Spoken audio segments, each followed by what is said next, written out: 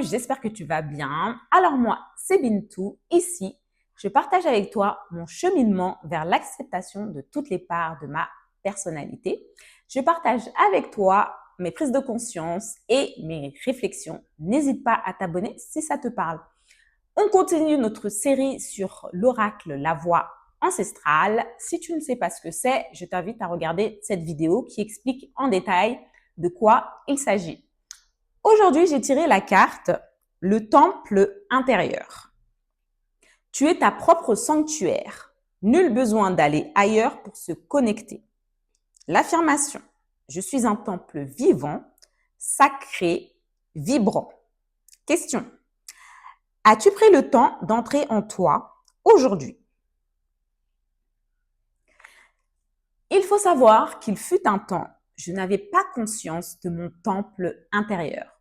J'étais concentrée sur mon cerveau et j'étais dissociée de mon corps. J'étais vraiment dans l'ego, mon mental, et je n'avais pas conscience que mon corps existait et qu'il me parlait.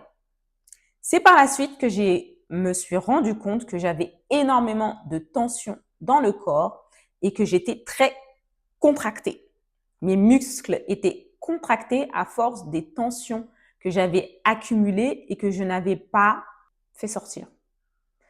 À la suite de mon cheminement, j'ai appris que le corps pouvait également s'exprimer.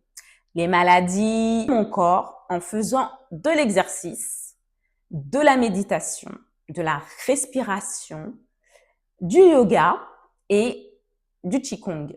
C'est comme ça que peu à peu, mon corps a commencé à se dénouer. Les tensions partaient au fur et à mesure que j'en prenais conscience et au fur et à mesure que je travaillais sur les blocages que j'avais. Puisqu'il faut savoir que toute émotion non vécue sera endormie dans notre corps. Et plus on n'a pas conscience de ces émotions et plus elles prennent de la place dans notre corps. C'est notre corps qui encaisse pour nous.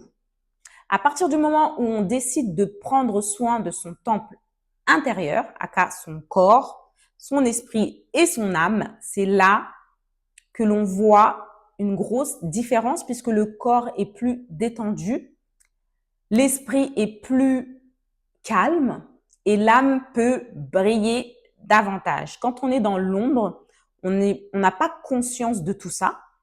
Mais une fois qu'on décide de s'intéresser à notre intérieur, notre lumière va briller de plus en plus.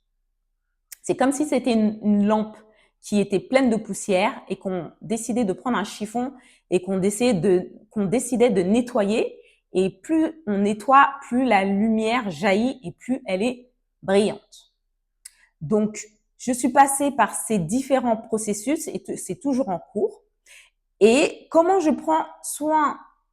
pris soin aujourd'hui de mon temple intérieur? J'ai fait du sport, du yoga et du qigong. Ça, c'est ma routine du matin.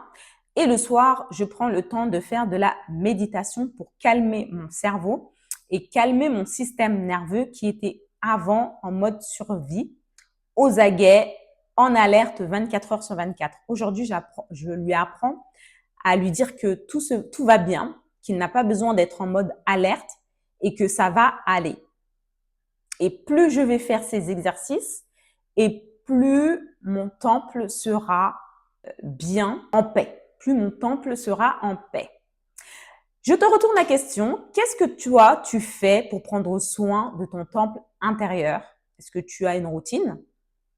J'ai oublié aussi de vous dire que ça passait aussi par l'alimentation. Plus je vais manger sainement, plus mon estomac sera apaisé et on dit souvent que l'estomac, c'est le deuxième cerveau.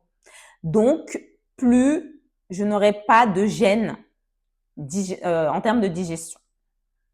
Donc, voilà le partage du jour. Hâte d'avoir ton avis en commentaire et je te dis à bientôt pour la prochaine vidéo. Bye!